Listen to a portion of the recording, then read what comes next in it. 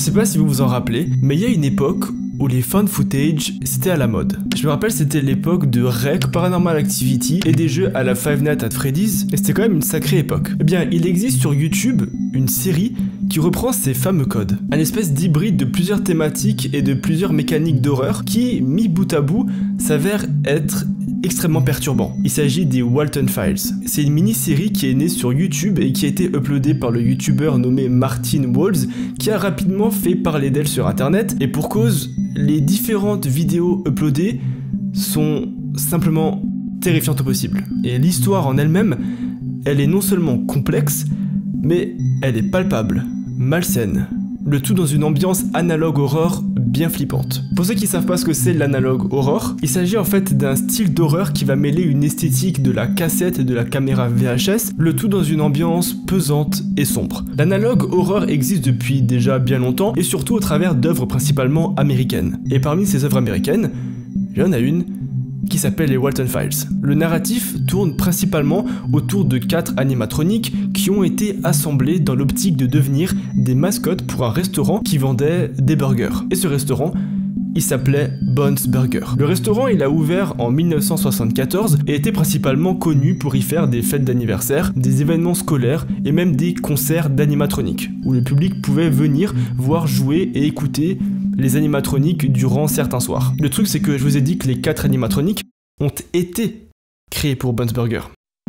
Parce qu'en fait, à cause d'un incident assez fâcheux, ces animatroniques n'existent plus.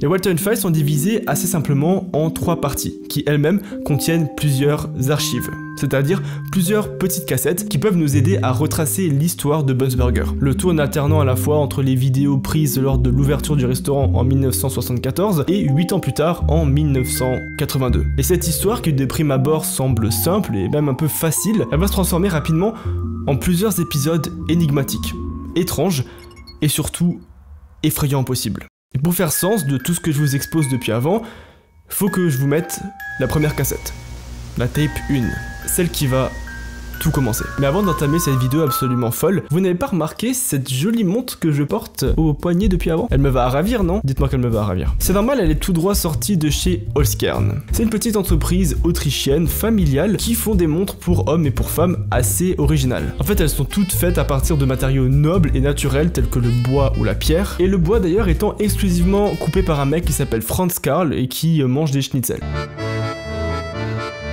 Pour vous donner une idée, ici j'ai la Fall Dusk qui est du coup en noyer et en érable, et ici j'ai une Twilight qui est vraiment magnifique. Donc c'est vraiment des produits absolument uniques, surtout si tu veux sortir des sentiers battus. Bon là c'est des vaches, on pourrait dire que c'était autre chose. Tout pot de banane. Et offrir ou t'offrir un produit que personne n'aura. Faut que ça biche quand même, l'image c'est important. Avec la période de Noël qui arrive, les produits Holzkern sont des super cadeaux à offrir à vos proches afin d'éviter à tout prix le coffret Scorpio en featuring avec la boîte Mon Chéri. Mais enfin ça va pas. Mais c'est juste insupportable. Arrêtez. Il y a beaucoup mieux. Il y a des bijoux et des montres Holzkern. Tous leurs produits sont hyper quali, fabriqués en petite quantité afin de garantir un niveau de satisfaction élevé et des normes de qualité supérieures. Tous leurs bois sont certifiés FCS, donc le fameux label Forest Stewardship Council. C'est une organisation internationale indépendante qui promeut une gestion responsable des forêts dans le monde. Ce label, en fait, il va garantir que le bois provient de forêts gérées de manière écologique et socialement bénéfique et économiquement viable. En plus, leur packaging il est vraiment trop classe, ça vient dans des boîtes en bois très jolies et même les garanties de 2 ans sont gravées dans le bois. Alors pour tous mes amis bûcherons qui veulent passer une commande avant le 20 décembre, pour vous ou pour un proche, vous serez livré avant Noël. Alors les amis, faites-vous kiffer avec une belle pièce au poignet ou autour du cou et profitez de 15% de réduction avec le code Julano ou le lien en description. Merci encore une fois à Holzkern d'avoir sponsorisé la vidéo et maintenant on est de retour aux Walton Files.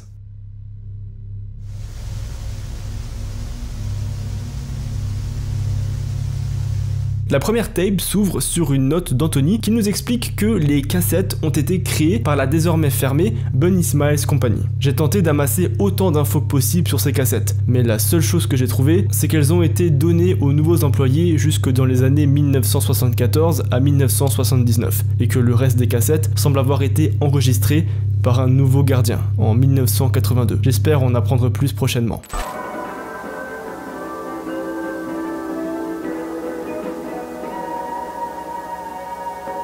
Hi, and welcome to the introductory tape to your new job at Bunny Smiles Incorporated. You have applied to a job in technical support and maintenance. What does this job particularly mean? It means that you, amongst other employees, are the one who will take care of creating a magical and fun experience for Bond's Burgers. Se positionnant comme l'épisode pilote des Walton Files, la cassette d'introduction de la compagnie nous présente les membres de l'équipe, et n'est en soi qu'une seule vidéo de présentation destinée aux nouveaux employés. Rien de plus. Cette vidéo de formation a été créée quelque part en 1974 et permet d'introduire la compagnie aux futurs employés ayant appliqué au poste de support technique et maintenance. Ce qui, pour le moment, semble tout à fait plausible. Après cette courte vidéo d'introduction, la cassette nous présente les fameux animatroniques qui seront présents à Bond's Burger et qui, ensemble, forment un groupe de musique qui se font appeler The Showstoppers, constitué de Bond the Rabbit, Shaz the Lamb, Bozu le meneur et un autre lapin nommé Bunny. Durant la vidéo de présentation, les employés ils ont même droit à une petite démonstration de la part de Showstoppers qui performent une petite chanson pour les accueillir, mais surtout pour leur expliquer précisément ce en quoi le nouveau poste va consister. Band made by BSI to entertain children. As a technician, you'll be given the role of a facility caretaker. Around this fun and magical journey we'll work on certain tasks, such as cleaning protocols, robot maintenance and repair, and learning how to use BSI technology. But first, here's a message from Jack Walton and Felix Kranken, our beloved founder, which reads, "In BSI, the most important thing to us isn't the money or the rating. The most important thing to us is that you have a wonderful experience while working with us." That being said, with the Bond's Burgers restaurant getting opened in a few weeks, we're looking forward to achieving this dream with you.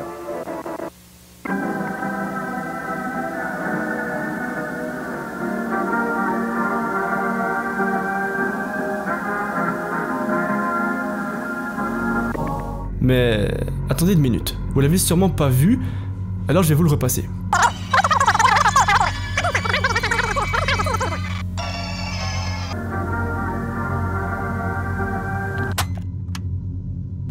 Ok, 1975, fermé pour de bon, incident au Bond's Burger survenu en 74, un gardien s'occupera de la sécurité. Il semblerait que cette page ne soit pas à sa place, qu'elle ait été mise par erreur dans la tape 1, puisqu'elle apparaît après la fermeture de Bond's Burger, suite à apparemment un accident.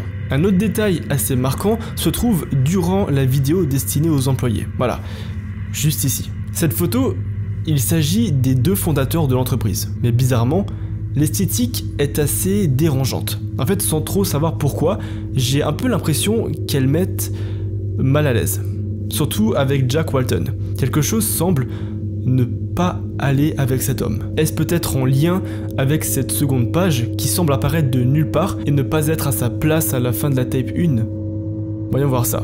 Conserver, restaurer et sécuriser. La zone de stockage BSI, aussi connue sous le nom de K9, est un projet de compagnie destiné à stocker des objets de valeur provenant du restaurant, fermé définitivement, Bond's Burger, des suites des incidents survenus en 1974. Tout type d'accessoires, d'animatroniques et de bornes d'arcade seront minutieusement déplacés, inspectés et conservés définitivement dans un bunker situé dans les profondeurs de la forêt de Saint-Juanas. Un gardien s'occupera de la sécurité et de la gestion du lieu. Il semblerait en fait que cette dernière page soit un erratum, une espèce de changement de poste pour les nouveaux arrivants, et non une simple erreur s'étant glissé dans la tape 1. Si je résume, il y a des employés qui sont initialement destinés à s'occuper du support technique et de la maintenance d'un restaurant qui doivent à présent prendre en charge la sécurité et la gestion d'un entrepôt ultra sécurisé au fin fond d'une forêt. Sans jugement de valeur, il me semble qu'il s'agisse d'un poste assez délicat pour ne pas être refourgué à n'importe qui. Ce qui me taraude et m'oblige à me poser une question. De qui ou de quoi veulent-ils protéger les animatroniques? Et de quoi ont-ils peur?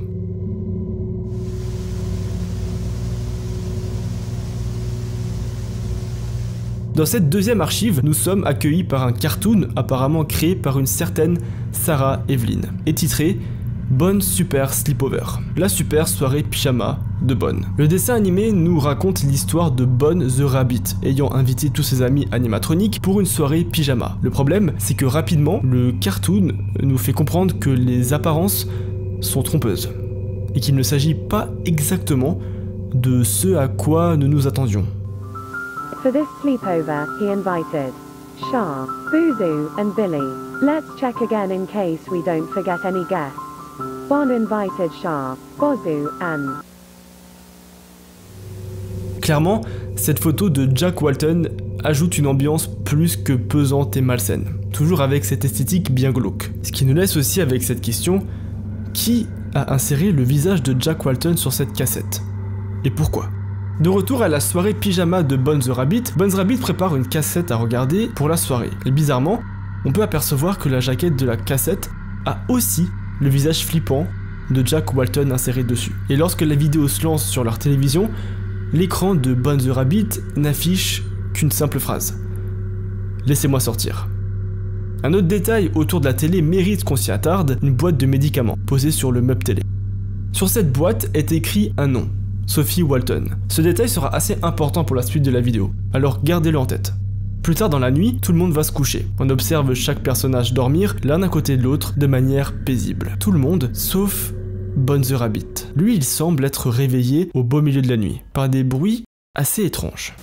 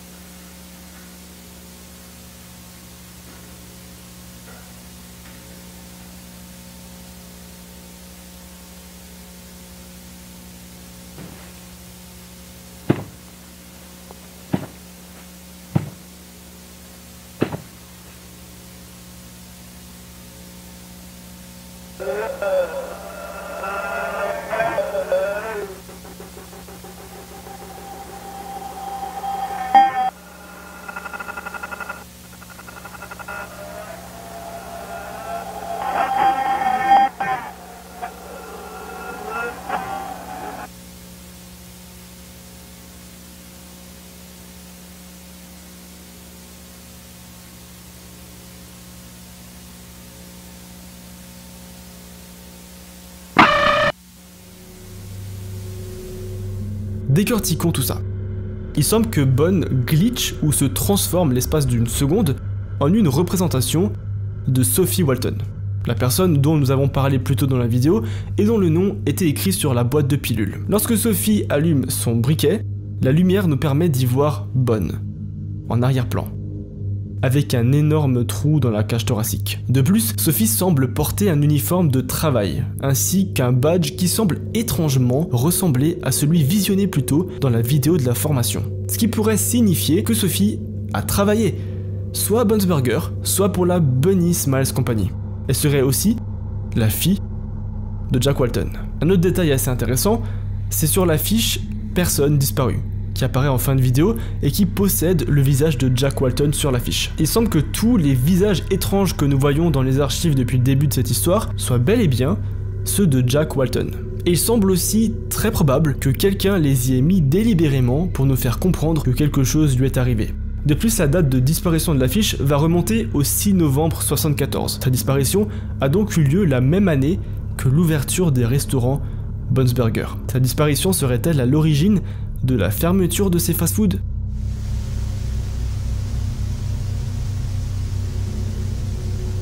Dans l'archive numéro 3, qui va prendre place peu après minuit, le 10 octobre, nous nous déplaçons lentement sur un chemin de forêt. Il est difficile de comprendre l'origine et le sens de cette vidéo, mais nous pouvons entendre un homme parler en arrière-plan. So, this is the brand new caretaker for the old Bunny Smiles facility. I'm recording this because the company requires some type of archives for the work history, something like that. I honestly have no clue because I just started working here.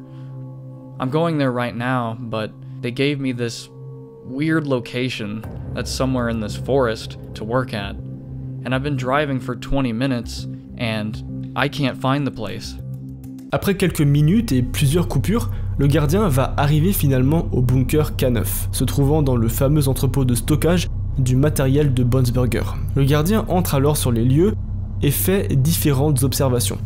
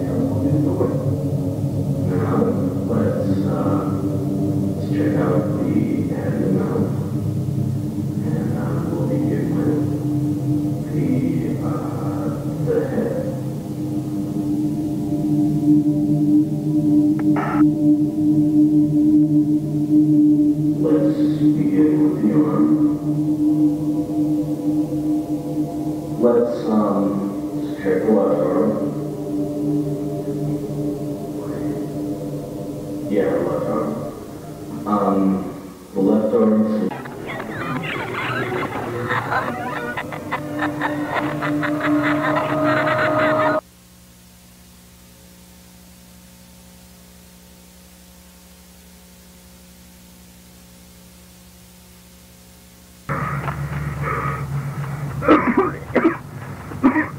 was that thing?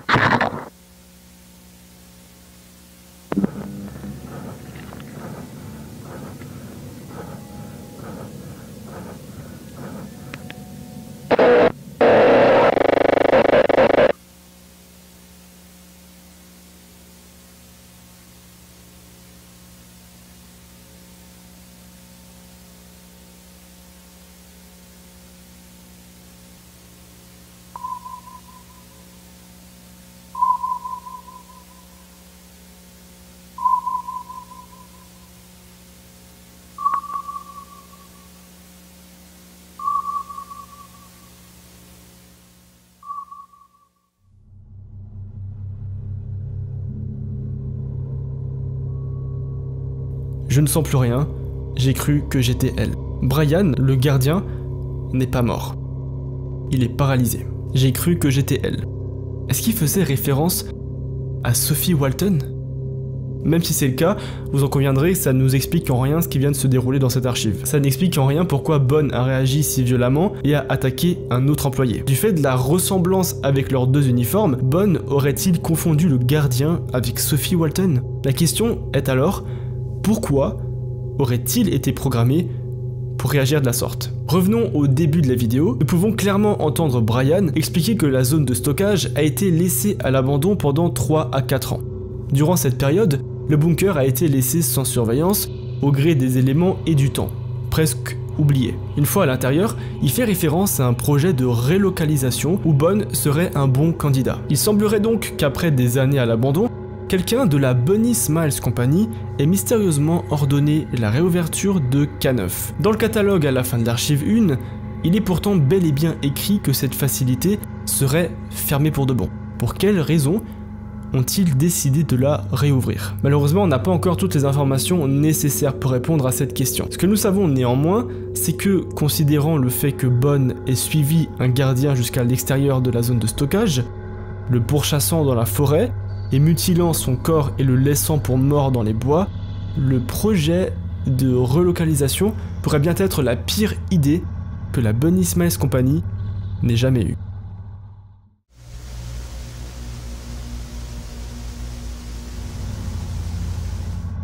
Dans l'ouverture de la cassette 2, Anthony écrit « Voici une autre compilation d'archives provenant de la Bunny Smiles Company. J'ai été en mesure de contacter des gens via des forums et des fils de discussion dans l'optique d'avoir plus d'informations sur la compagnie. Ces cassettes ciblent un projet de relocalisation exécuté en fin 70. Un ex-employé de la Bunny Smiles m'a mentionné que ces vidéos sont très privées et que très peu de gens en possèdent une copie. Lorsque la compagnie s'est évaporée au début des années 80, toutes cassettes concernant ce projet ont été retirées de la circulation et détruites. Elles sont donc extrêmement rares et je suis chanceux de les avoir.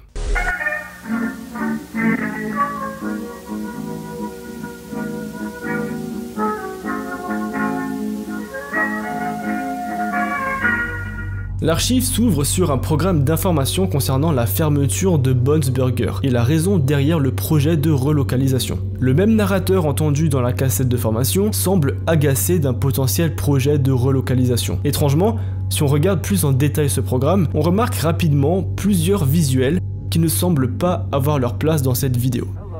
BSI members and employees, and welcome to the tape that will change the future of the Bond's Burgers brand and the Bunny Smiles Company for the better.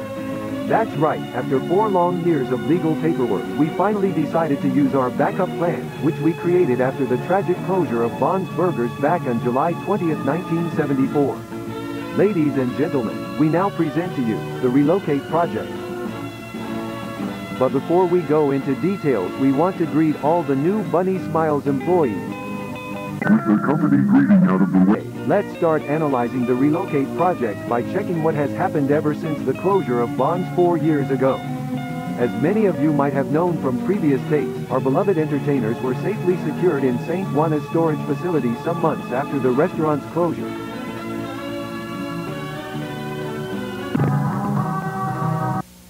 Later on, a good amount of business opportunities appeared, such as books, merch, animated movies. We even got a TV show.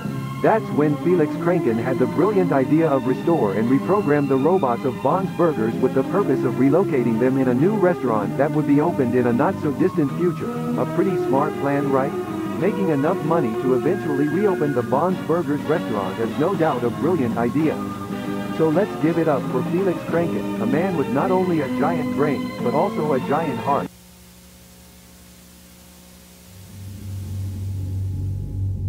Ok.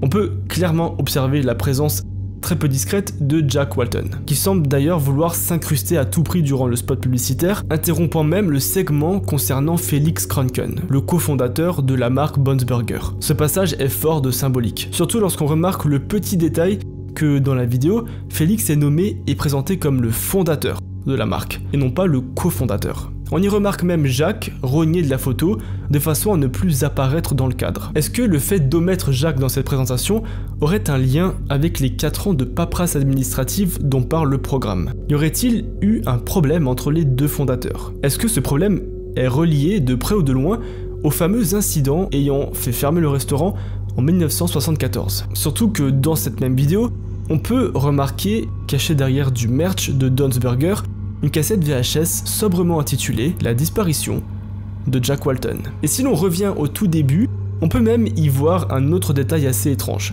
Il est assez difficile à voir, mais il semble y avoir un post-it en bas de la caisse où sont rangés les documents, et sur ce post-it, on peut y lire « Jack still here ».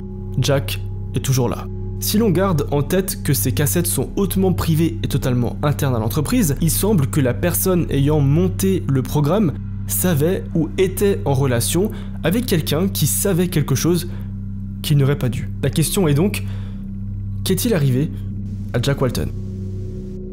Sachant que le projet de relocalisation semblait être en pleine préparation courant des années 75, à peine un an après la disparition du cofondateur de la marque, Jack Walton, notre ami Felix Kranken devient petit à petit de plus en plus suspect à mesure que l'on découvre des choses. Des choses qu'on n'aurait peut-être pas dû savoir.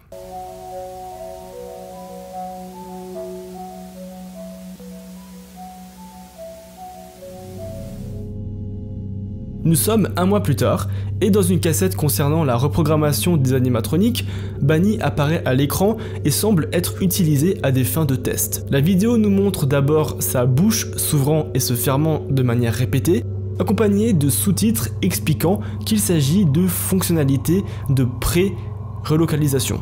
Des fonctionnalités qui requièrent des vérifications plus poussées, à cause notamment de sa reprogrammation qui aurait pu affecter le comportement de l'animatronique. La vidéo nous présente une exclusivité du projet de relocalisation. Il s'agit de la capacité de Bunny à cligner des yeux. Petit détail assez sombre, mais les sous-titres indiquent que plusieurs employés ont rapporté avoir à garder leurs globes oculaires propres, ce qui peut paraître curieux, étant donné qu'il s'agit de simples animatroniques. J'ai peur de devoir me poser la question, mais Bunny serait-il vivant? Le visage de Bunny se fond et recouvert quelques secondes avec un autre visage, lui presque humain, qui me fait encore une fois poser la question, est-ce que Bunny est humain ou y a-t-il quelqu'un coincé à l'intérieur de cette animatronique? Après cette brève séquence, un plan en vue du dessus nous montre Bunny, essayant désespérément de sortir d'une pièce dont il semble prisonnier. The mighty rabbit needs to get out. The mighty rabbit needs to get out. The mighty rabbit needs to get out. The mighty rabbit needs to get out. The rabbit is starving. The rabbit is starving. The rabbit is starving. The rabbit is starving.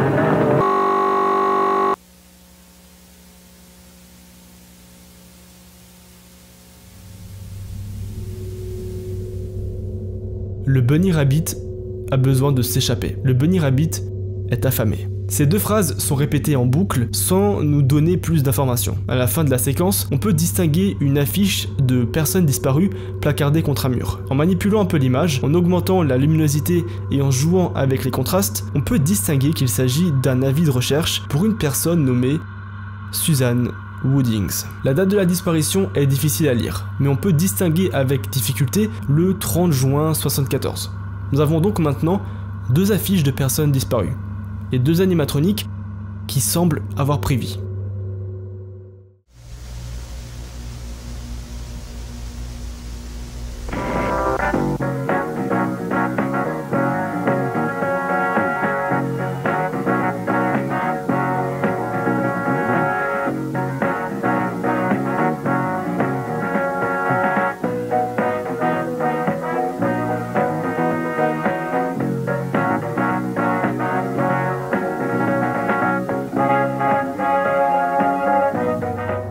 La prochaine archive est beaucoup plus moderne que les précédentes. Il s'agit toujours d'une vidéo d'un support technique pour la marque, mais révisée, améliorée, mis à jour, qui est uniquement destiné à l'entrepôt de K9. C'est le personnage de Shaz the Lamb qui nous guidera au travers de cette vidéo d'orientation et de la visite du bunker K9. Welcome to Technical Support.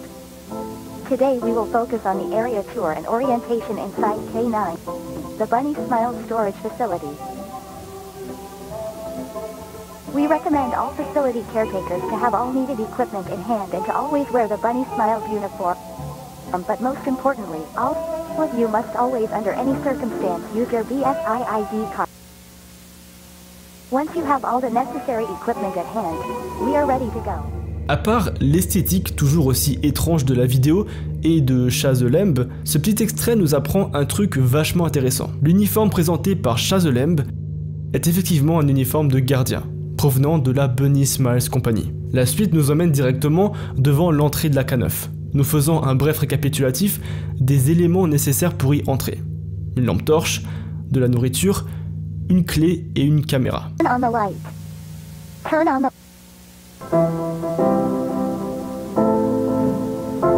It's important to keep track of which rooms you enter. This place can be really tricky and you could get lost very easily. This is the resting room. In this room, you can sit down, rest, talk with coworkers, you name it. Remember to always keep this room as clean and organized as possible. A clean environment helps to get tasks done faster. A dirty environment only makes your job harder to get done.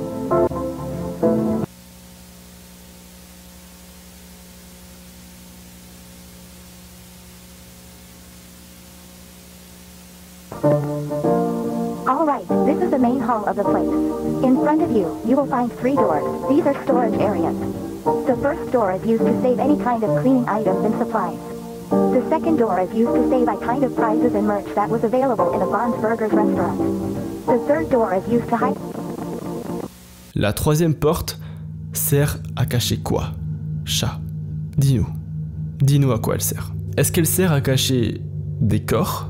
Si vous vous demandez qui est cette silhouette, pour l'instant, personne n'en a aucune idée. Mais gardez-la dans un coin de votre tête.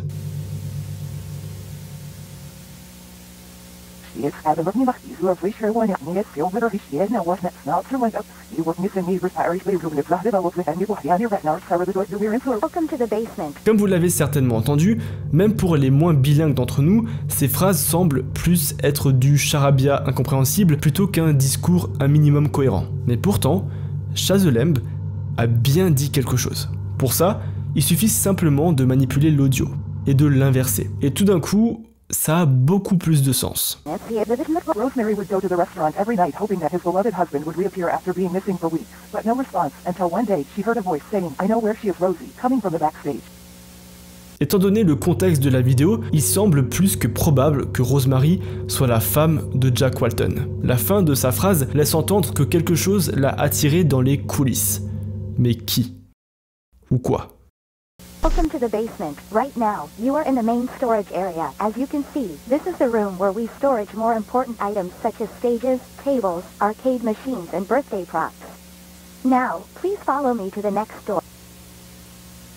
In the Bond's Burgers restaurant, remember to avoid touching or shining lights at our robots unless you are a facility technician.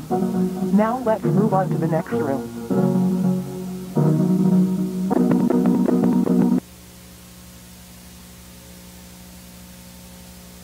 How odd. I remember we visited this room already.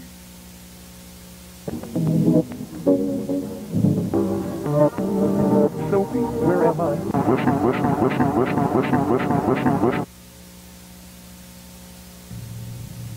By the time the lady entered the backstage, as the voice told her to, missing husband wasn't there. Instead, she found a rabbit.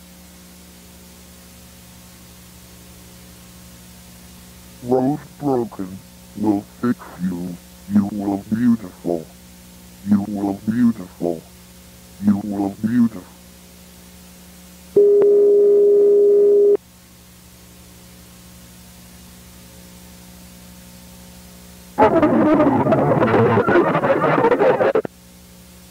When she woke up, she looked beautiful.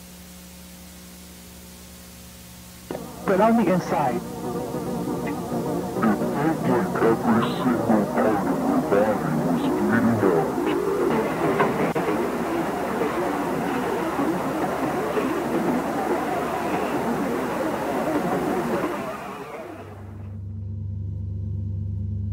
Qu'est-ce qui vient de se passer? Peu de temps après que Cha nous ait montré le sous-sol, on voit brièvement une photo de Cha et Bonne ensemble, presque comme s'ils formaient un couple. Cha va entrer dans la zone des coulisses, nous expliquant que seul un technicien autorisé a le droit de s'y rendre. Une fois sortie, elle exprime une sorte de confusion, expliquant qu'elle s'est déjà rendue dans cette pièce et prononce la phrase « Sophie, où suis-je ?»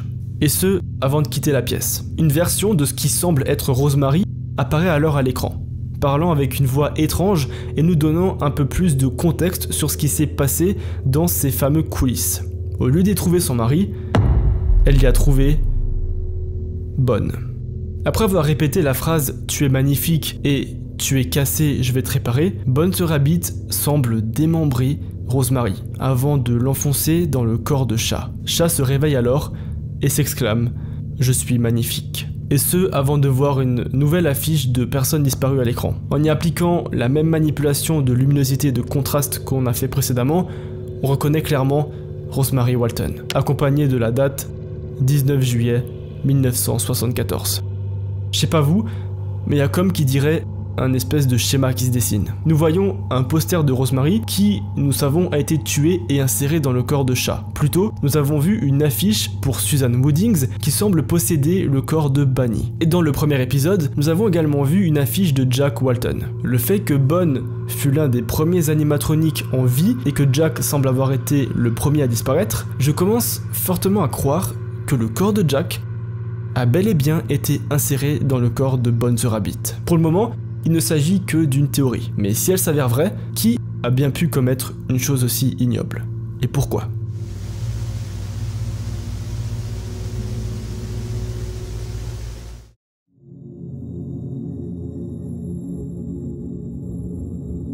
Cette troisième archive relate l'expérience de 3 techniciens venus durant un voyage de 3 jours à l'entrepôt K9. Dans la première partie de la vidéo, on peut les entendre discuter de tout et de rien pendant qu'ils travaillent. Selon leur dire, ils sont en déplacement sur 3 jours pour reprogrammer les animatroniques stockés à K9 dans l'optique du fameux projet de relocalisation. Durant leur conversation, ils discutent d'une soi-disant affaire qui aurait eu lieu à Bob's Burger et dont ils auraient entendu parler. Originellement, Bob's Burger jouait de la musique de minuit à 2 ou 3 heures du matin, mais ils ont dû prématurément fermer suite aux cris d'une femme qui ont retenti dans tout le restaurant. Après la fermeture prématurée du restaurant, la police est arrivée sur les lieux. On n'en sait pas plus, tout ce qui est raconté, c'est qu'après cet incident, le restaurant a fermé définitivement. Et lors de sa dernière journée d'ouverture, seulement 2 familles ont été autorisées à entrer. Et on sait aussi que les animatroniques avaient mystérieusement disparu et les volets étaient complètement fermés. La prochaine scène prend place 2 jours plus tard. Les techniciens expliquent qu'ils n'ont pas réussi à reprogrammer les robots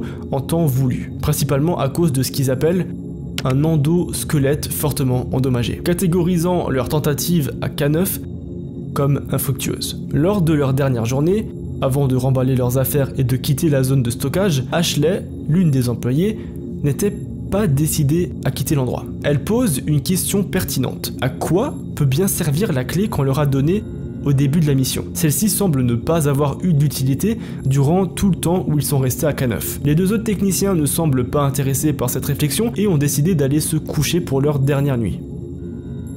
Contrairement à Ashley. Elle emporte avec elle une caméra et commence à explorer la zone. Elle tombe sur une porte avec l'inscription suivante « Backdoors » ou « coulisses ». Elle réalise rapidement que sa clé peut ouvrir cette porte et elle décide d'y entrer par pure curiosité. Ashley s'est malheureusement rendue au mauvais endroit, j'ai l'impression.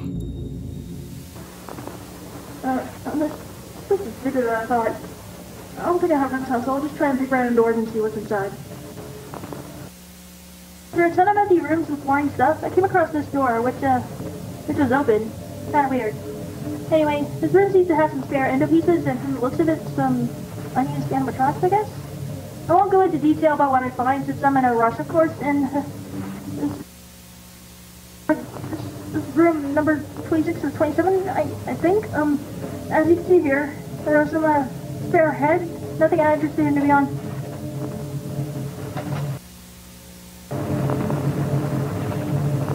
This is the last door. I've never seen this clown thing before. It's really, like, there's absolutely no way I'm getting close to that thing. I'll probably wait till you guys see this video and come down here with me so we can take a close. I found this. I'm pretty sure that clown thing had a cassette player installed. So I guess I'll have to be brave and try and see what this whole thing is. I don't really know why this dude has a cassette player thing installed. But my guess is that it's used for birthday parties, like, you know, play a customized tape or something? I don't know. But we're about to find out.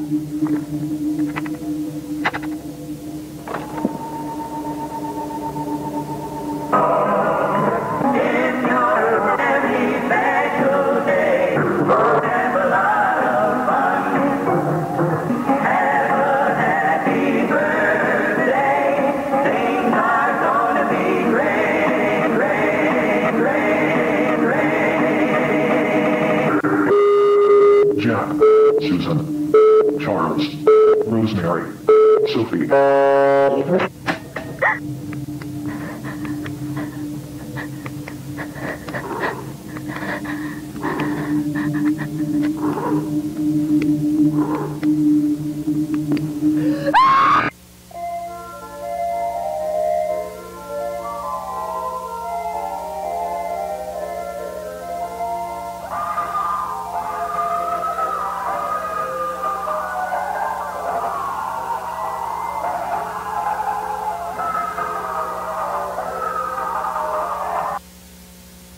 Hello, I'm Billy, the funny moody clown.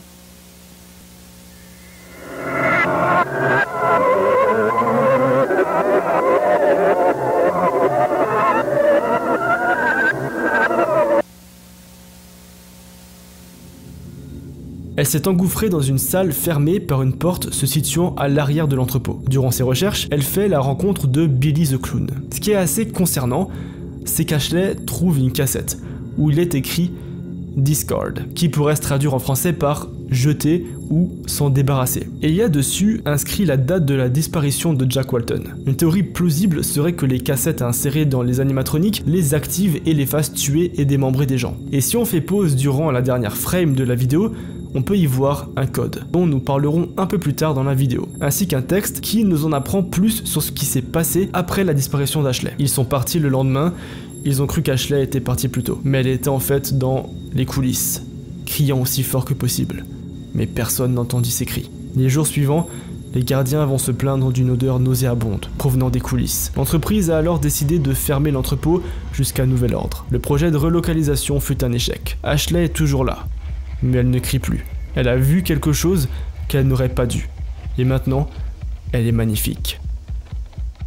Cet événement va nous montrer déjà à quel point l'entrepôt doit être gigantesque pour que Ashley, blessée violemment et à moitié mourante, ne soit même pas entendue alors qu'elle essaie sûrement d'attirer l'attention et s'époumonne autant que possible à crier. Finalement, ce n'est que l'odeur de son corps en décomposition qui avait été cachée par Billy the Clown qui va mettre la puce à l'oreille aux prochains gardiens qui commenceront à se poser des questions. Nous avons à présent 4 victimes. Jack Walton, Susan, Rosemary et Ashley. 4 innocents qui sont devenus magnifiques. Si nous revenons à ce fameux code, en réalité vous vous en doutez très certainement, mais il s'agit d'un lien YouTube. Un lien qui va nous faire découvrir une cassette cachée. Alors voyons voir où nous mène ce lien.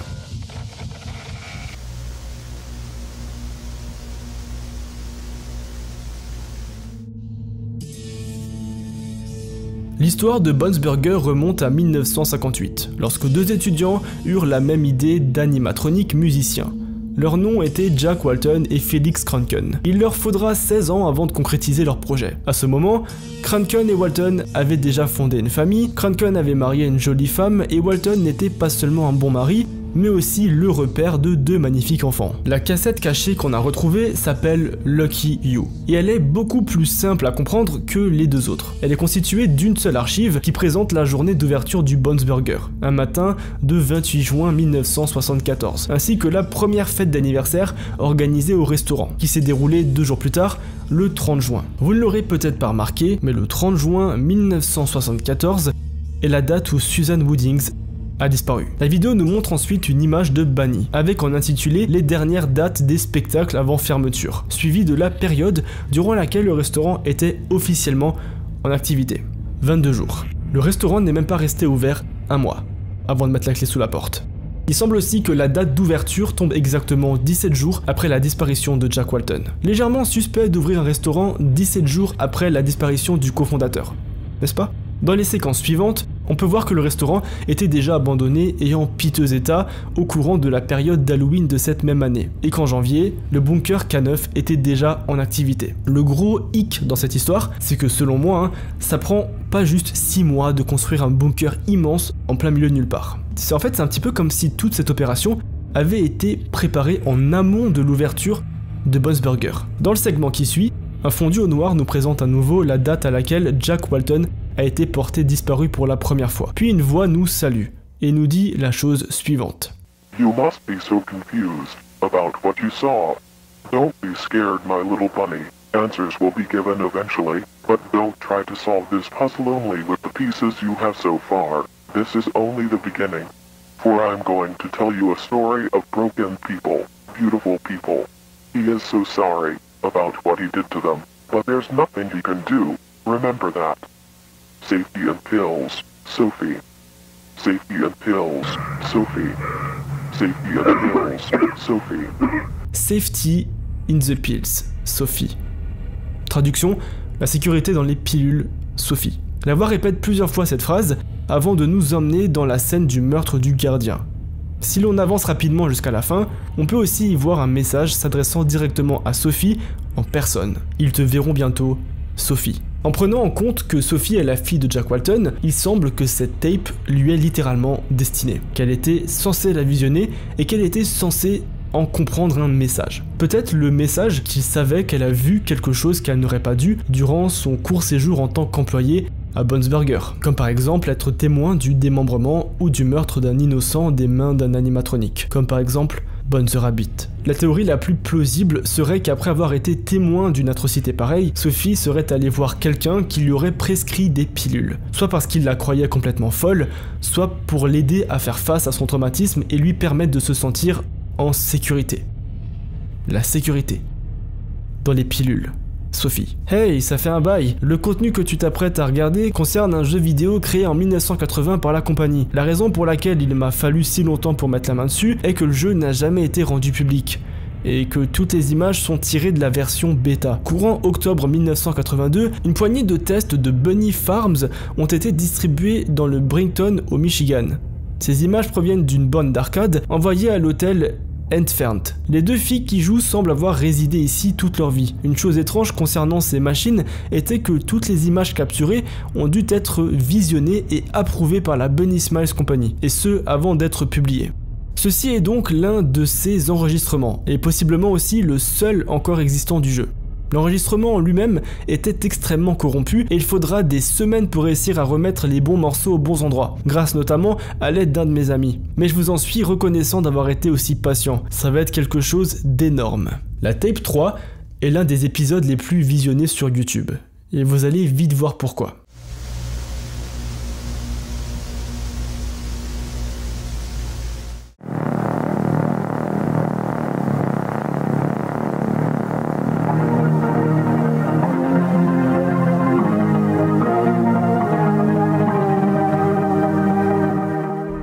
L'archive 1 s'ouvre sur la fameuse introduction des archives de la Bunny Smiles Company, suivie d'une multitude de coupures assez brèves, qui vont passer en revue plusieurs séquences visionnées plus tôt dans la série. Les séquences sont superposées d'un visage assez étrange et d'une jeune fille au regard triste. Si l'on regarde plus attentivement, on peut aussi remarquer une courte insertion d'un programme TV nommé Local 57, et qui traite d'un incident survenu dans une forêt près de Sainte Juana. Mais attendez, c'est pas cette même forêt où le gardien du bunker, Brian, a été laissé pour mort par Bones the Rabbit? Plus tard, on apprend que la photo de la fille triste n'est nulle autre que Sophie, suivie d'une autre photo, une jeune fille nommée Jenny Letterson.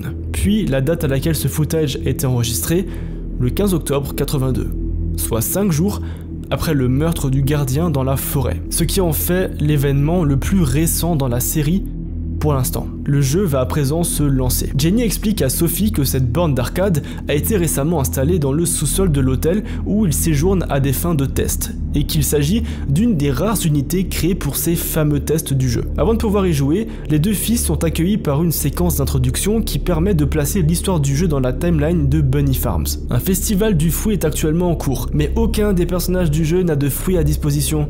Heureusement, un certain Pete the Hippo possède une ferme avec tous les fruits que tu souhaites. Il te donnera accès à cette ferme en échange d'un peu de travail à la ferme. Voyons donc ce jeu. Pete the Hippo. You know, something I like about the game is the artwork.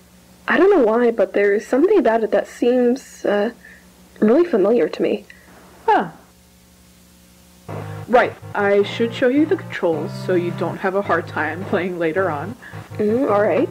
Okay, so you use this thing to move around. Okay. And you use these buttons to interact with stuff. Yeah. Apples. Yeah, I've played this game for a while, a few days ago,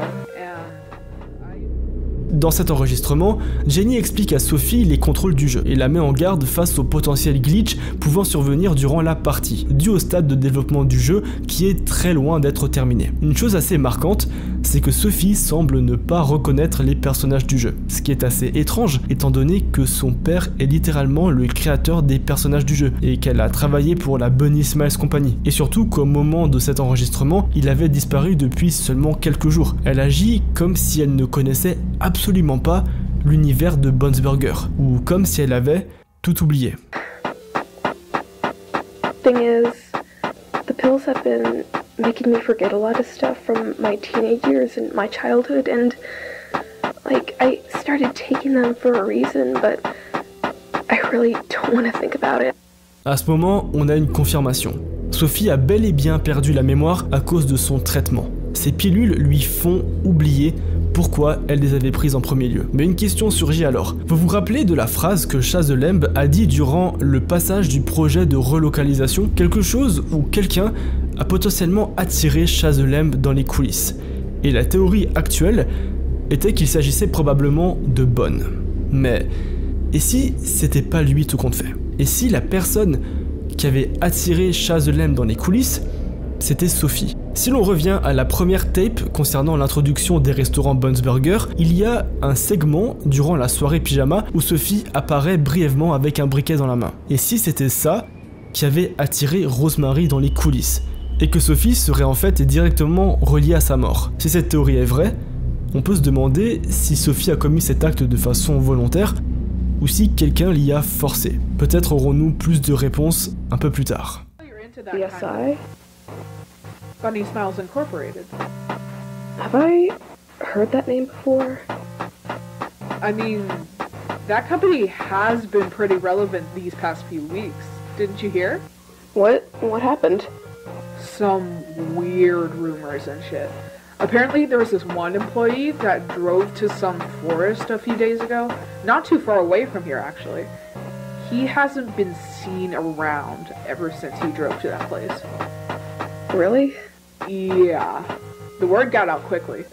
Some family members say it was his first day. Well, what's his name? Brian, I think? Well, I hope he's doing alright. De retour à l'archive, les deux filles discutent d'un événement survenu récemment et qui a fait parler de lui. Jenny explique qu'un homme nommé Brian aurait disparu près du bunker de la Bunny Smiles Company et qu'un autre des employés, nommé Ashley, aurait connu le même sort peu de temps après. Clairement, les mystérieuses disparitions des deux employés ont fait du bruit. Mais encore une fois, Sophie ne semble pas se rappeler de quoi que ce soit concernant la Bunny Smiles Company, pour laquelle elle a pourtant travaillé. Quelques minutes plus tard, Jenny s'éclipse du sous-sol, prétextant un travail à finir, laissant Sophie seule avec le jeu. Après plusieurs glitches et une partie de morpion, le jeu fait apparaître le visage mutilé de Ashley à l'écran. Jenny?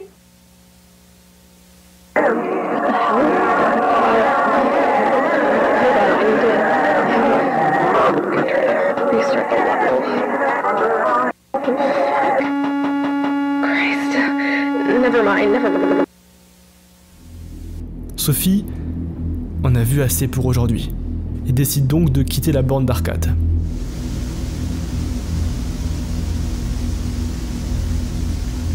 Dans l'archive 2, qui se déroule la nuit d'après, Sophie reprend une partie de Bunny Farm, mais découvre que sa sauvegarde a été corrompue par une tierce personne. Le texte à l'écran lui explique qu'il est fortement conseillé pour elle de continuer la partie entamée par la tierce personne, auquel cas la borne pourrait subir de graves problèmes et même un arrêt définitif.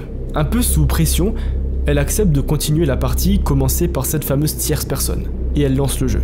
Sophie remarque immédiatement que le jeu a changé. Il ne s'agit plus du tout de la même ambiance que la veille. La ferme, qui était hier gérée par Pete the Hippo et qui était mentionnée au début du jeu dans un cadre, a maintenant changé. Un différent texte s'affiche à présent à l'écran, et l'espace d'une demi-seconde, on peut y lire « Il a dit aux parents que tout allait bien. C'est triste qu'on ne puisse pas se rappeler de toi, Sophie. Mais bientôt, nous serons réunis. Pour toujours. Repose en paix. Les deux enfants rouges, 11 mai 1962 au 2 mai 1974 et 22 août 1965 au 2 mai 1974. Il semble que Sophie n'ait pas lu ce texte, puisqu'elle continue sa partie comme si de rien n'était. Elle exprime néanmoins un sentiment étrange, comme si les images et personnages du jeu essayaient de communiquer avec elle, avant que le jeu ne coupe pour jouer cet enregistrement. Un enregistrement d'une certaine Susan Woodings. BSI Technical Support audio log number 3, June 30th, 1974. Jeremy's birthday party finished an hour ago. I decided to stay and help the employees clean the place. This week has been strange, especially because of the opening. I find it weird that they opened the place even though Mr. Wharton disappeared a few weeks ago. I hope he's doing alright. Rosemary came in today and asked if we'd seen him around. I'm pretty worried about it. Felix seems very concerned and worried too. I noticed a few irregularities in the stage and in the audio animatronics. As the engineer and the person who basically built the animatronics to begin with, it was easier to notice these, especially in Bonn. Something felt off. The limbs weren't moving properly, they looked stiff and odd, mainly in his right arm. It took a few more minutes to take him to the backstage, just to make sure everything's okay. I'm the only one left. Chris left some hours ago, and Felix didn't even show up. I'll leave and close the restaurant when I'm finished. I'm sure it's not going to take long.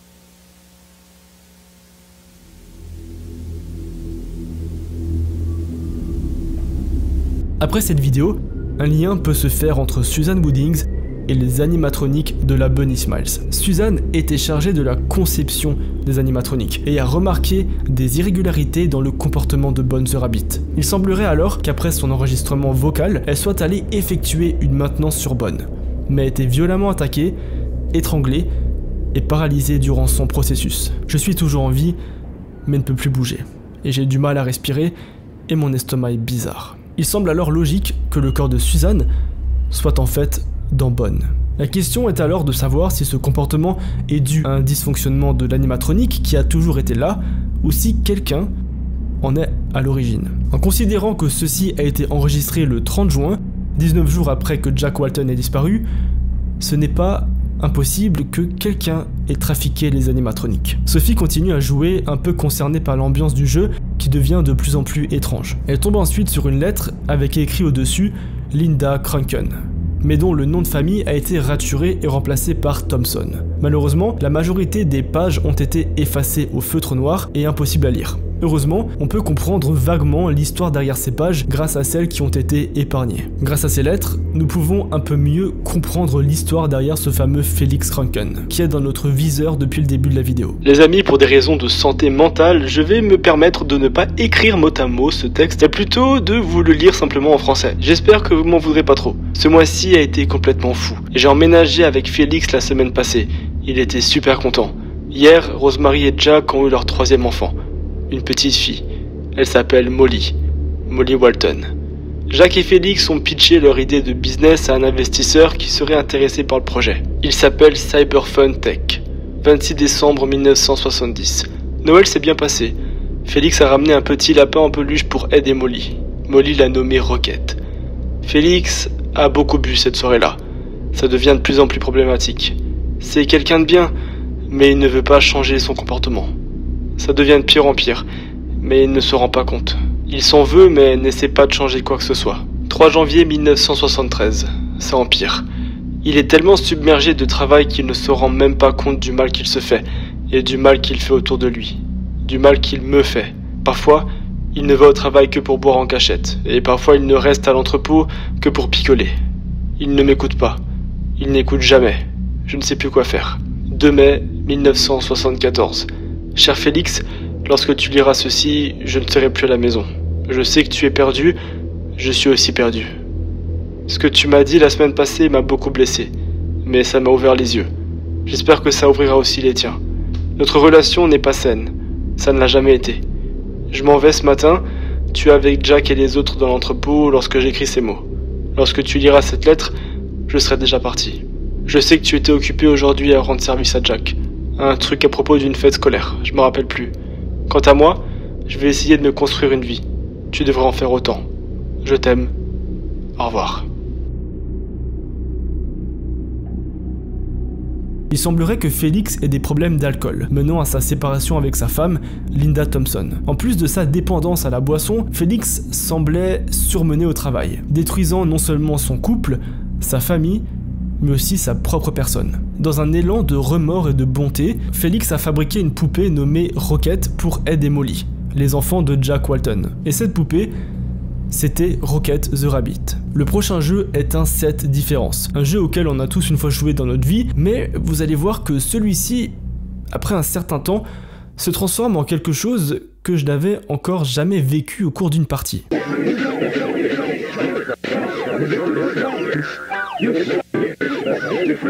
Congratulations! You completed my game. Now, time for the prizes.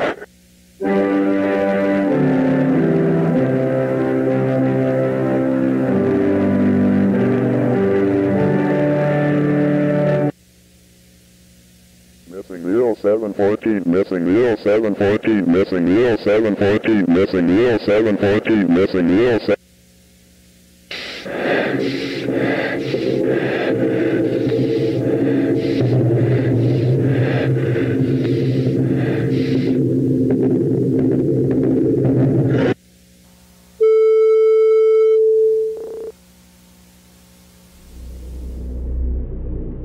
Missing 0414.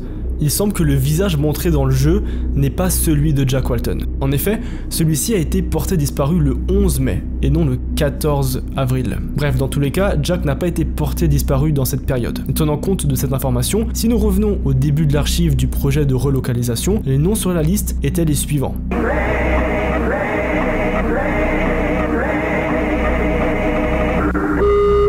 Jack, Susan, Charles, Rosemary, Sophie.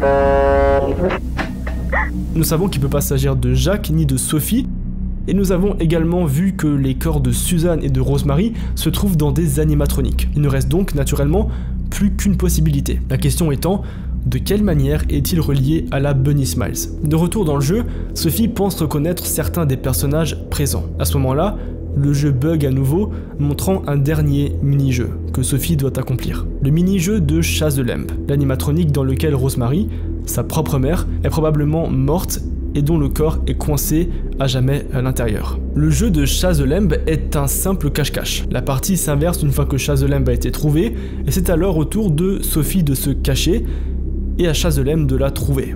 Et c'est là qu'on a un problème.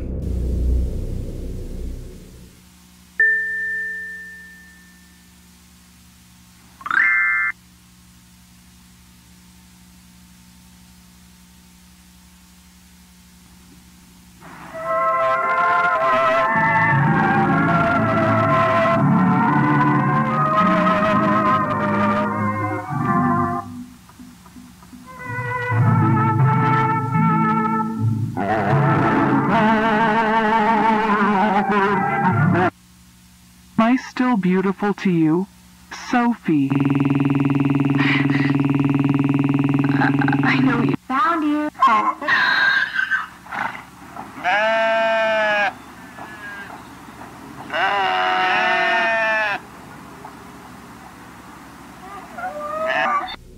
Comme vous pouvez le voir, lorsque Chase the Lamb nous a trouvés, il semble que le jeu est coupé à un plan où on peut voir les portes des coulisses, où aurait mystérieusement disparu Rosemary, accompagné de la phrase « Je sais où il est, Rosie, suis-moi ».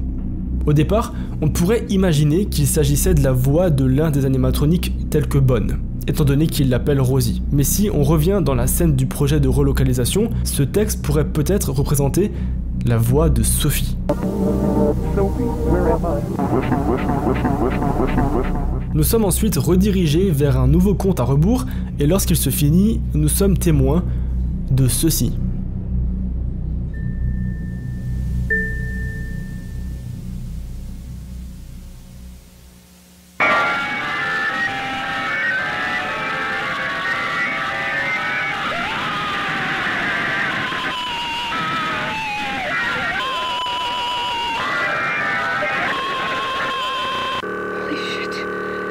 Holy shit.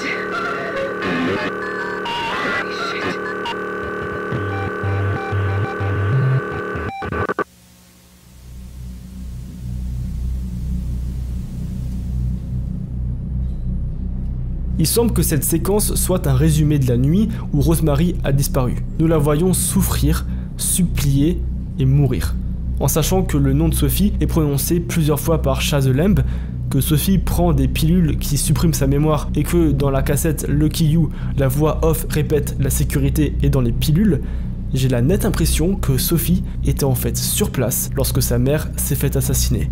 Et que c'est cet événement qui est à l'origine de son trauma. La question, c'est maintenant, est-ce que Sophie l'a attiré d'elle-même dans les coulisses, ou bien a-t-elle été forcée de le faire? Plus tard dans le jeu, un personnage d'ours blanc sort d'un puits portant le nom de Fontaine des Souvenirs. Sophie est invitée à demander qui il est, et l'ours répond en lui dessinant un dessin.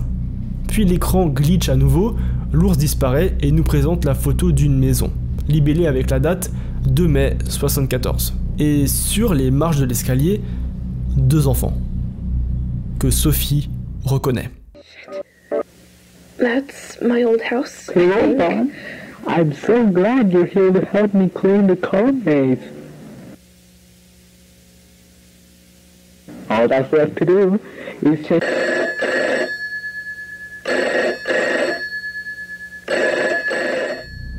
L'appel est émis par Jack Walton, qui téléphone à Felix Kranken et lui demande une petite faveur d'emmener ses enfants Molly et Ed à l'école, car lui et sa femme Rosemary sont pris dans leur travail et qu'ils ont un événement scolaire. La tâche est plutôt simple, récupérer les 2 enfants à 17h et les ramener à 21h à la maison. Plutôt simple, et Félix accepte avant de raccrocher. Sophie est de retour à la ferme où elle se déplace quelque temps sur la map, avant d'avoir de nouvelles informations à propos de cette faveur que Félix a faite à Jack cette nuit-là.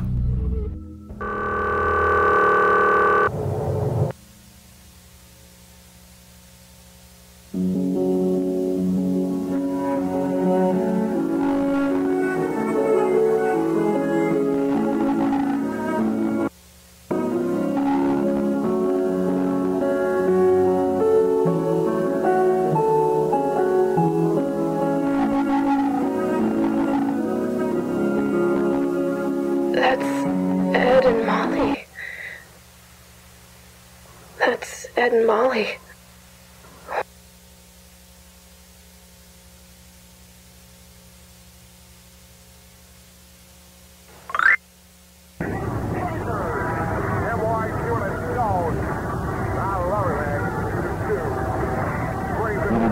De retour au jeu, il semble que nous sommes dans l'école des enfants. Après leur événement, à 21h37, Rocket, le lapin de Molly et Ed, s'approche de nous et nous demande de le suivre. Ce faisant, nous sommes embarqués dans un glitch au travers d'un mur et devenons un nouveau personnage, 2 enfants, qui n'ont toujours pas été récupérés à l'école.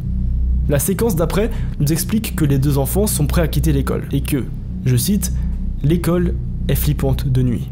Où est Oncle Félix?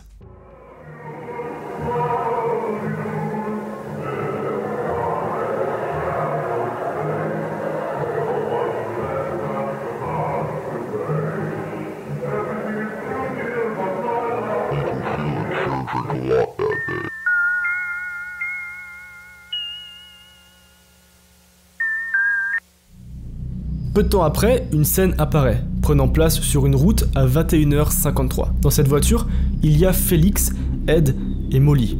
Les 2 enfants sont inquiets car Oncle Félix a beaucoup bu avant de prendre la route. La vitesse de la voiture augmente de plus en plus, pendant que Félix devient de moins en moins stable mentalement. Le texte à l'écran qui traduit les dialogues écrit ceci: « C'est tout de ta faute », avant de couper et de nous montrer ceci. Thanks, Molly.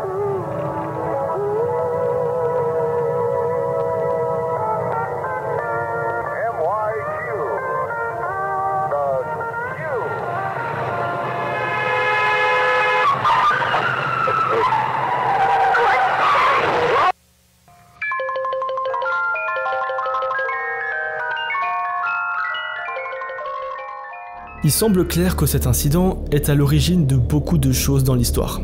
Les enfants de Jack ont été tués dans un accident de voiture. Et ce, à cause de Félix, qui n'était pas sobre lorsqu'il a pris le volant. Une fois cette séquence terminée, nous observons une image de Rocket le lapin avec la phrase suivante: « Ils ne sont pas rentrés à la maison cette nuit-là. Il les a enterrés ici. Il avait trop peur que quelqu'un découvre la vérité. Mais ils ont réussi à s'enfuir. » Comme vous venez sûrement de le comprendre, mais Sophie est la dernière de la famille Walton à être encore en vie aujourd'hui.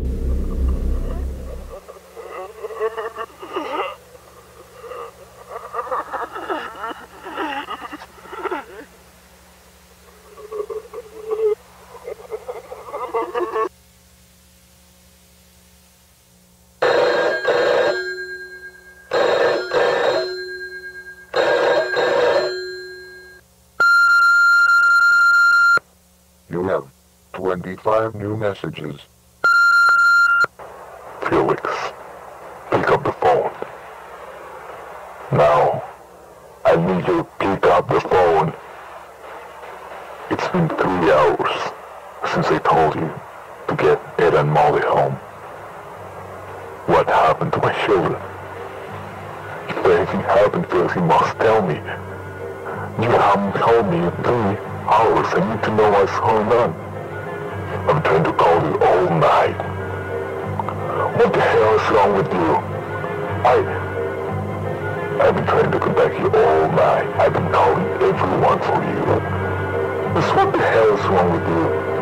3 hours you didn't call. I asked you to do one simple favor for me. I need to know, where are they? Where did you... There's still something you forgot to remember. They've been waiting for you.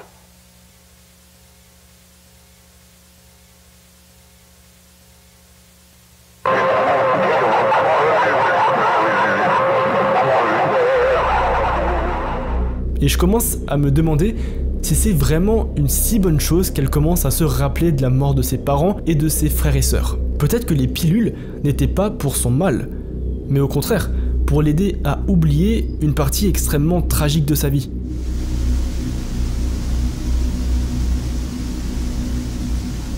À la mémoire d'Edward Walton et Molly Walton, Ed, âgé de 12 ans, et Molly, âgée de 9 ans, sont décédés le jeudi 2 mai 1974 lors d'un accident fatal après avoir quitté une fête scolaire qui avait pour but de célébrer l'été. Jack Walton, père et mari, n'a pas pu emmener ses enfants à cette célébration à cause de son travail. Un de ses amis les y a conduits à sa place. Sur le chemin du retour, cet ami conduisait dans des conditions plus que douteuses, résultant en un accident de voiture près de la route bordant la forêt de Saint-Juana. Les vies de Ed et Molly furent violemment stoppées. Nous nous souviendrons de vous, mes petits anges, mes petits enfants rouges. Pour ceux qui se demandent d'où provient cette deuxième cassette cachée, la réponse elle est plutôt simple, elle a été ajoutée sur la chaîne de Martin Waltz dans la playlist de The Walton Files. Cette cassette semble être une archive audio concernant Felix Kranken, dont la première partie prend place le 15 avril 1967 et parle principalement d'affaires concernant l'entreprise Bon's Burger. Jusqu'à cet audio du 2 mai 1974, enregistré la journée même où Ed et Molly sont décédés.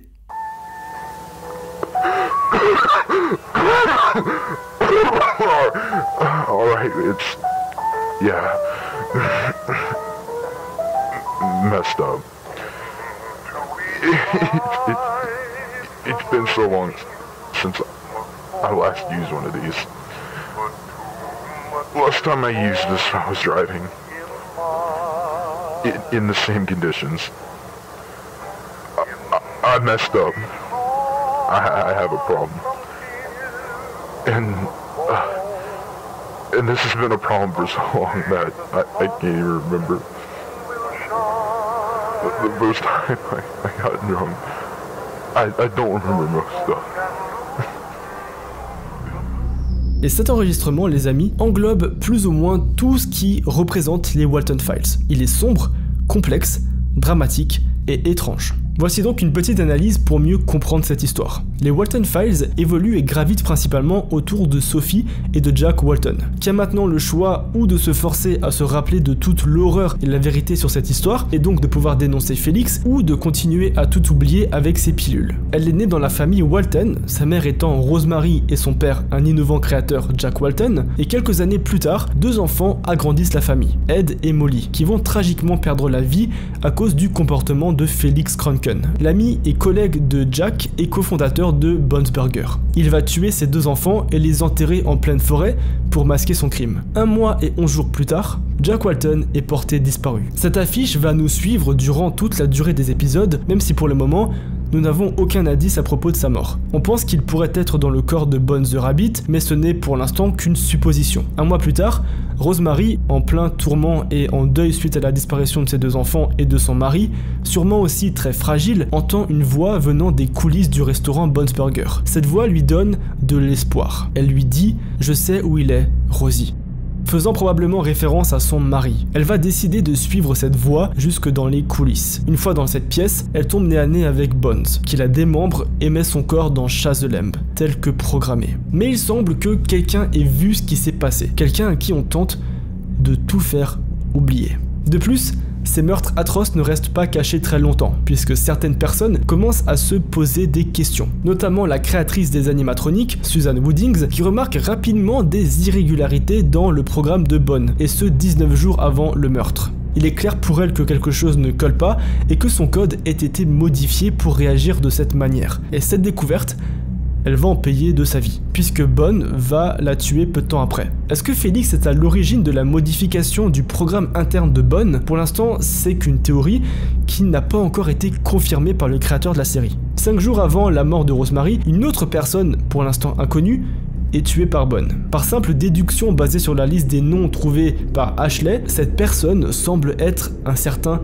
Charles. Pour l'instant, sa connexion avec l'histoire reste assez opaque. Potentiellement un des créateurs des animatroniques et programmeurs, mais on n'en sait pas plus. Le 19 juillet, le restaurant Bon's Burger ferme vers 2h du matin après que des cris aient été entendus et rapportés à la police. Cette même journée, Rosemary est tuée et démembrée. Il semble donc que les cris entendus cette soirée-là soient très probablement les siens, et que c'est ces cris qui ont fait fermer le restaurant. Une fois la fermeture de Bon's Burger officielle, Félix a très probablement construit le bunker K9 dans la forêt de Sainte Juana, car c'est dans cette forêt que Ed et Molly ont été enterrés. Il est fortement probable qu'il ait construit le bunker à l'endroit même où ils ont été enterrés pour masquer les preuves et s'assurer que personne ne puisse jamais retrouver leur corps. Le plan de Félix était sûrement de fermer le restaurant pendant un petit moment, laisser l'eau couler sous les ponts et une fois ces histoires de meurtre et disparition dans le passé, de rouvrir Bon's Burger pour de bon. Et pour ça, il aurait par exemple besoin d'un projet de relocalisation.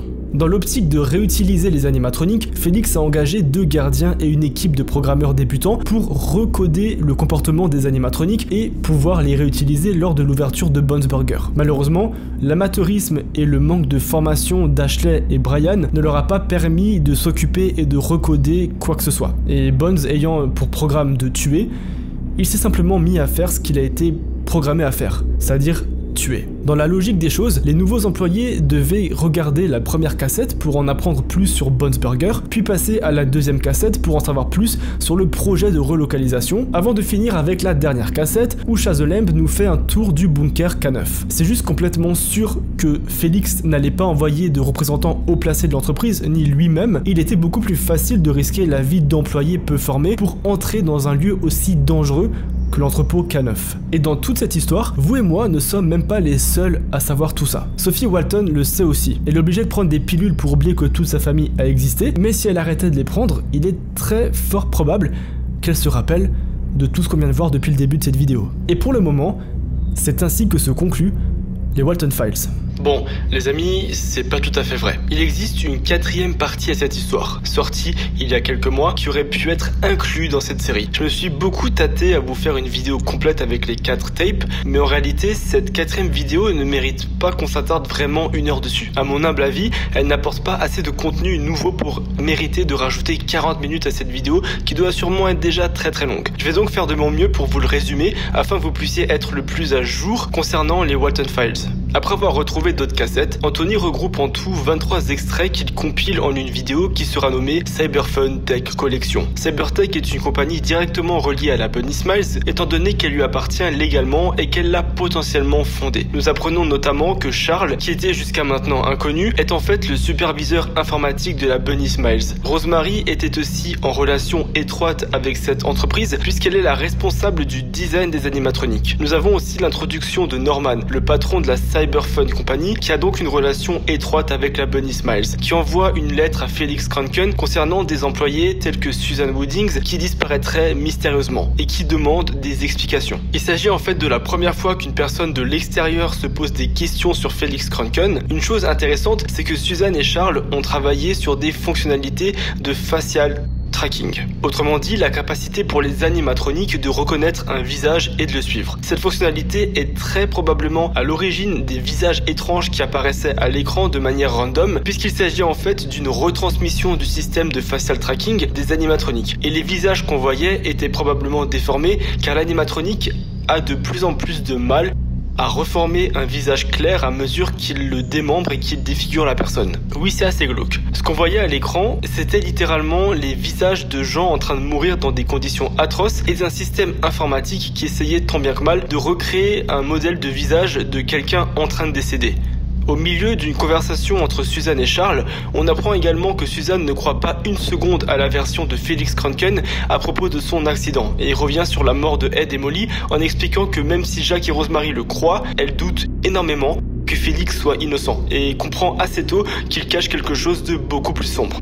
Et en gros, il s'agit plus ou moins des seules vraies infos utiles à la continuité et au développement de l'histoire. C'est un peu décevant car la suite des Walton Files est plus centrée sur les graphismes un peu plus jolis et une scénarisation plus intéressante pour le spectateur, mais laisse de côté par la même occasion cet aspect un peu chasse au trésor et énigme qui rendent les Walton Files si intéressants. Et ce malgré la qualité des animations qui étaient ultra cheap et simplistes. Moi je trouve que ça donnait un charme qui s'est clairement perdu dans les épisodes qui ont suivi. Si vous avez aussi spoté des petits trucs que j'ai pas forcément remarqué, ben dites-le moi et on va essayer ensemble de décoder un peu plus l'histoire. Et peut-être qu'on va découvrir de nouvelles choses ou faire de nouvelles théories. Merci encore une fois à Allscan d'avoir sponsorisé la vidéo. N'oubliez pas que pour toute commande passée avant le 20 décembre, Papa Noël vous mettra une petite montre, un petit bijou sous le sapin. Quand je fais référence à Papa Noël dans ce cas de figure là, je parle bien sûr de Frank Karl, qui vous attendra avec un petit Geflügel. Je crois que c'est de la volaille, un truc comme ça. Les amis, j'espère que cette vidéo vous aura plu. Elle est tirée de la vidéo sur le sujet de la chaîne Nexpo. C'est clairement sur sa vidéo que j'ai pu m'appuyer pour créer cette version en français. Donc évidemment, allez voir sa chaîne, tout est en description. Et en attendant, on se retrouve dans une prochaine ou une ancienne vidéo. Prenez soin de vous, c'était Juliano, ciao.